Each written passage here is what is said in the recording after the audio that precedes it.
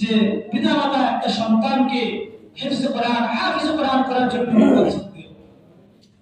তার কিছু আত্মীয় স্বজনদের মধ্যে বাইরে দূরে কথা এরকম মনে করে যে কেন ছেলে নামাজ দিলে কি হবে, গভর্নমেন্ট স্কুলে যেতে পারতে, ডাক্তার হতো, মাস্টার হতো, কি হবে দিয়ে তোমার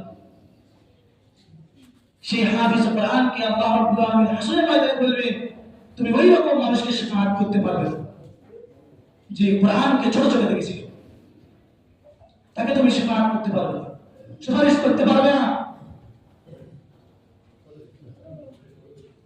যারা নাকি কোরআনকে ছোট মনে করে, কোরআন ওয়ালাদেরকে ছোট মনে করে, এই দুনিয়াতেও আল্লাহ রাব্বুল আলামিন জাহির করবে আর আখিরাতের ওয়ালা তাদেরকে দেখিয়ে দিবেন। যে হাফিজ কোরআনকে ছোট করা, কোরআনকে ছোট করা, ঘৃণা চোখে দেখা কোরআনকে ঘৃণা করা, ব্যক্তিগত কোনো কাজের কারণে সে গুনাহগার লিপ্ত হতে পারে, সে ভুল করতে পারে, কিন্তু হাফিজ কোরআন অনুযায়ী তাকে ওই সমস্ত কুটু চোখে দেখা যাবে, খারাপ চোখে দেখা যাবে।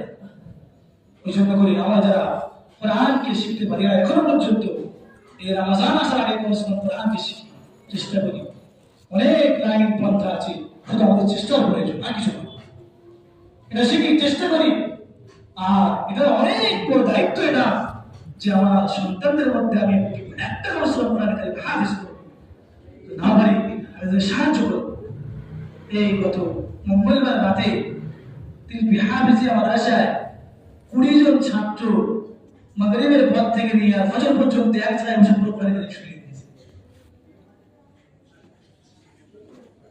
এক জায়গায় ওখানে বসে পুরো কোরআন কারীম শেষ করে দিয়েছে।